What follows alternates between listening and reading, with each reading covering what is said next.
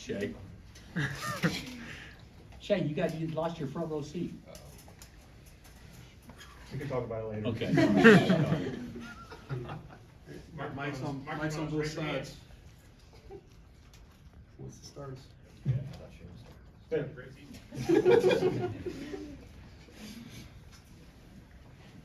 You guys obviously have an exhibition against Illinois coming up. What do you look like to gain out of that, and just any thoughts? And for Bador, any thoughts on the starting five as well? Do you maybe just think about that? Well, Shay, we haven't settled in on their starting five, but four guys will start. Hunter, KJ, and Juan, and Kevin will start. So Johnny hasn't practiced in about 10 days because of shin splints. He got a very severe case of them. So that would limit it down to two players that could start there, Marco or Nick. So y'all can speculate, or you got a 50% chance of being accurate on that last one. But I hope we can find out just a little bit more where we're at, because right now I don't have a great feel for where we are in relationship to how other teams would guard us, or how hard or athletic or how big or long other teams would be. But we'll get a good dose of that Sunday. Yeah, what is it about this team that stands out right now from the teams you've had in the past? I don't want to be negative. So there's some good things about it. We can score in the post better than we have in some of our other teams in the past. But we should not get this too twisted, as Russell Westbrook said. This team hasn't done anything close to what our other teams in the past ended up doing. So hopefully we can play to the level as some other teams in the past. But right now, we just have that potential tag around our neck, which is, it's good to have potential, because that means there is possibilities. But potential also means you haven't done anything yet, and certainly that's where this team lies. With the fifth starting spot, will you play a different guy in both of the exhibition games? I don't know, Gary. I don't know what we're gonna. I don't know what we're gonna do, and I don't know who will start against North Carolina Central either. So you guys make a way too big a deal out of that. I've said that all along. It's way more important on who finishes rather than who starts. But people here seem to get hung up on the other. And specifically for the Illinois and even the other exhibition that we hear, what do you look for from your team in those games to make you feel better going into the season? I would say how we would react to how other people play us or defend us or attack us, and I hope that we're exposed in what when you practice only against each other, and the other team knows your plays and this and that, a lot of times it doesn't look good, and actually looks better against someone else. But you can also get a false sense of who you are playing against yourself, and then you go against somebody else and they say, well, they don't guard like we guard in practice at all, and it can totally take away or eliminate a way you thought you could get baskets. Maybe those things aren't near as clear anymore. So I think we'll be exposed, which is good. I mean, I'm not going to put, you always want to play well and win whenever you play, but I'm not going to put a lot of stock in the exhibition games because, we don't. Four guys are going to play a lot of minutes, but we need to develop some other guys, and hopefully those four guys won't have to play near as much in those situations, even at the expense of not playing well. Defense was something that you didn't work on for the first portion of the summer, and that's been a focus for you of late. Just what has the process been like in trying to instill the defensive principles? Well, first of all, that's a great point. First of all, I don't know too many coaches that do. It's a lot easier to get guys to guard than it is to get guys to score. And so with my teams, you want to give your offense a little bit of chance for success. So that's why I don't do that early on, because if you do that early on, your defense is ahead of your offense, you'll never get confidence in your offense. So that's just a philosophical thing with me. But no, we've been working and grinding, and all that stuff. But there are deficiencies defensively with this group. In large part because, you know, our 5-man is a 7'1" guy, you know, so pick and pops, you know, if he had to play against a KJ Adams in short roll situations, things like that, that could be problematic. So how do you guard to end the clock and things like that? Those are the things that I think that I'm most concerned with right now, just trying to figure out something that we're really good at.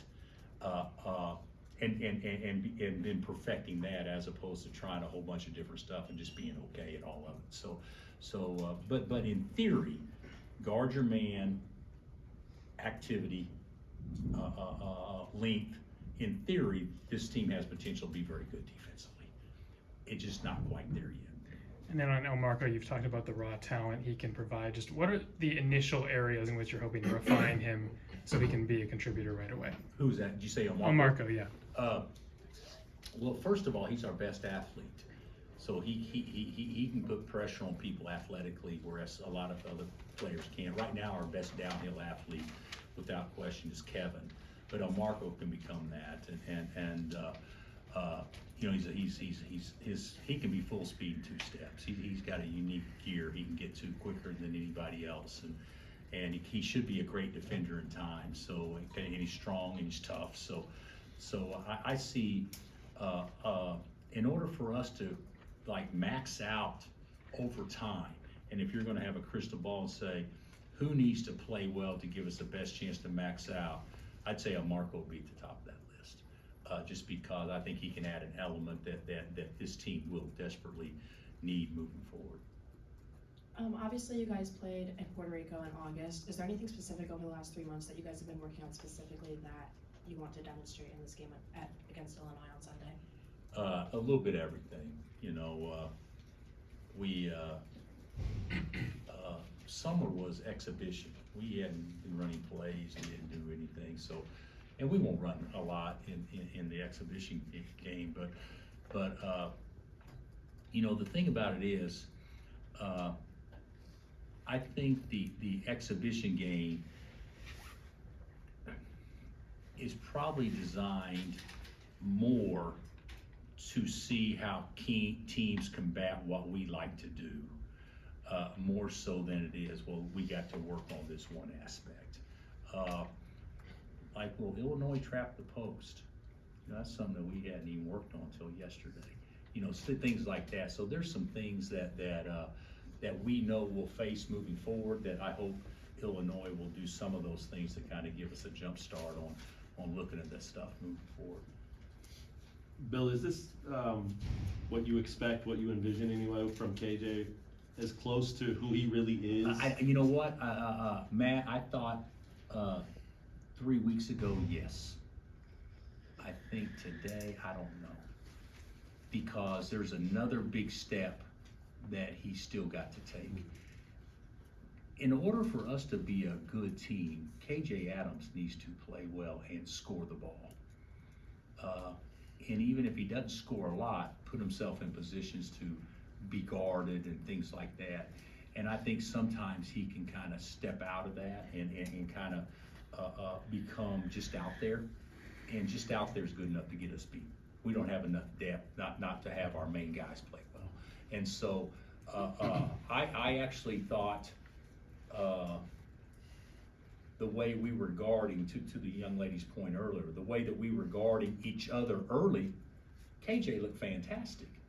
And now we're saying, okay, well, what about if we do something totally different and everything? And now KJ can become a standard too. Mm-hmm. So there's some things that we still got to work on with him on the perimeter, but he's made great progress. But in order for it to be, I mean, we're months away from being a well-oiled machine if we ever get there. But in order to get there, he's got to be aggressive, and people have to respect his scoring ability. And position-wise, though, this is probably where he fits best from what you've used him the first couple of years anyway. I don't think right? There's any question that he is. He can do more positive things at the 4 than the 5, but the things he can do well at the 5 totally separates him athletically from the guys that are guarding him. So you know, if you got a slower 5-man guarding him in a ball screen, pick and pop and drive it, it's a little different than driving against a 4-man when they're switching 4, so it could be Kevin McCullough you're going against every time. But he is equipped to be a perimeter player without question. I also wonder how much you know, Illinois is big and it'll be great for your team to see itself and all that, but how much have you talked to you guys about the reason and Maui and all that stuff? We really haven't. Mhm. Now they know why. Sure. But I don't think we talked about the real reasons why. You know, and I know Brad's talked about it, and I think Tom and Rick are doing something on Sunday as well. And then of course, you know, we've spoken about it, but when you look at early season tournaments, there's not been one early season tournament that is even close that would have the impact on college basketball than the Maui Invitational going back to the late 70s. Not one. Going back to Chaminade beating Ralph. It's iconic that as much as that tournament has brought over time, nobody else has come close to even sniffing it. So, and to see so many people, you know, and of course there's a worldwide tragedy, disaster seems like occurring way too often, but you know, you just go back, you know, less than 3 months and you see people jumping in the ocean and trying to get away from the fire and the heat and everything. It's awful. And to think with that community and all the lost loved ones and what they've been through, the perfect scenario, and I think Sean would agree with me on this, the perfect scenario would have been if it was capable to still be played on the island, but it wasn't. So this is the next best scenario, and hopefully, you know, we can bring some positivity to some people that need it right now. And this game, I don't know what we'll raise. Sean, do you know what we'll raise? Probably north of $2 million. Yeah, that's awesome. For this game, you know, so it'll be pretty significant. I mean, in the big scheme of things, that's not a lot. But if you had 100 different opportunities to do something like that, a couple $100 million, that'd be pretty special though. You've tagged Jamari as a pleasant surprise so far. What do you think his ceiling is for this season and then also into the future? I think Jamari can be part of our rotation. I think that's the ceiling, be part of our rotation this year. I also think he can be a Travis Relaford, you know, here at Kansas, you know, something like that. You know, he's still got a long ways to go. He needs to be a great defender, a great rebounder, and take care of the ball guy this year. Just so, you know, if you're a young kid and you're coming in, let's just call it like it is, you know. Hey, rebound, play defense, take care of the ball, you know, shot selection, those sorts of things are gonna be most important because you know, with the exception of maybe Marco or Nick, usually you have veteran players, i.e. Juan or Kev or Hunter or somebody that, okay, if they take a marginal shot, we can live with that. But those would be the things that I think most freshmen that don't play a lot early that are capable of is that they can't identify themselves in those roles. And I think Mari can, which would be a heck of a role. I mean, if we can get out of him what I think we could potentially get out of him, I think he'll be part of our rotation. Are you concerned about Johnny maybe falling behind? Yeah, I am, you know, because I don't know how much he's gonna miss, because he was behind, you know, getting here, and then he's been out for about 10 days, and that 10 days is probably gonna be another week. So, and then we're hopeful when he does come back, there's no setbacks, and he needs the reps as much as anybody, but he tries hard, and we couldn't be happier with him, so far on his presence and also his play, but he's a young guy that needs reps, and so, you know, if you get him back in a week, you know, then you still have 10 days before you go to Chicago, you know, so, you know, you may be able to pace it out a little bit, but we're kind of running out of time. He needs to be out there.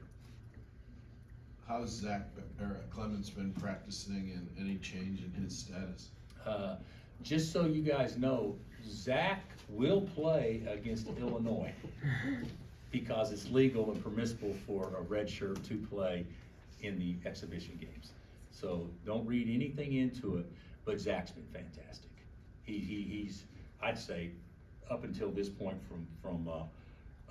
you know, we talked about other guys being most improved, but as far as just continuing it, once we started practicing, I think Zach's been probably as effective and as good as anybody. So, but the plan is still the same.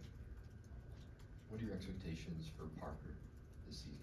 I'd love for him to be Hunter's backup, you know, and they could play some together too. Parker's athletic enough; they can play some together. And he's smart, and he's playing more athletic. I think he's had a really good last month or so, really good. But I still think that from an aggressiveness standpoint, he can become more aggressive, you know, going after balls and things like that. But you know, if you know, Hunter's going to play a lot of minutes, but Hunter's going to get in foul trouble too. We need somebody that can you know, kind of, you know, hold the line, so to speak, when he's not in the game, and that could be KJ, but I'm really hoping it's Parker. Just looking at the back end of the rotation, what are you kind of hoping to see in this Illinois game, and just kind of as it plays out, what do you hope for the last 6, 7, 8 in the rotation? Well, guys, you gotta understand something. We've only got 10 guys total on scholarship, and one of them's going to redshirt, and one of them's hurt. So that puts you at 8. Mm-hmm. That means there's no doubt what our rotation is. Right? I mean, so you know, just probably who's ever playing the best. Who does Juan, Kevin, Hunt, and KJ enjoy playing the most with? I mean, let's just call it like it is. Now there's the percentage play is not all 4 of the guys are going to be in the game at the same time, but at least for, you know, they make it happen for, you know, 20 minutes a game, but it's not going to happen for 30 minutes a game. Because if it happened for 30 minutes a game, that means you'd have to take all 5 of them out and play 5 more guys the other 10, and that's not going to happen. You're just going to be mixing and matching. So I would say just whoever plays the best with those guys. And something else, we need Juan to play a lot of minutes. We need Kevin to play a lot of minutes. We need Hunter to play a lot of minutes. So if one of those guys are in the game and they can't take the pressure off Kevin or Juan by guarding the other team's best player, then that doesn't do anything to help save Juan or Kevin, because now they got to still extend the most energy whenever the rotation guys are even in the game. So to me, those are the type of things we're looking for in our rotation. Coach, how does Hunter's presence create opportunities or challenges for Juan? Well, I don't know, Chris, if it creates a lot more challenges. You know, instead of throwing it to the rim, he's throwing pocket passes. You know, maybe some things like that, but for the most part, gosh, you know, Juan's got to be so fired up knowing he can throw it to a big guy and he can catch it, turn around, make a shot, you know. The other thing is I also think that the other players benefit from Hunter being a good passer as much as anything.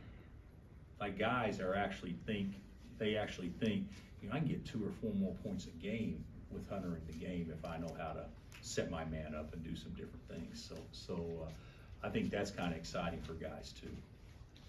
Hey, I wonder what your best guess for what's the toughest thing for freshmen coming in and playing for you, and there's got to be something that's maybe the same every year. And how do these guys step up? You know, I tell every recruit that we recruit, the most successful freshmen that we have that come in here are the ones that know they don't know.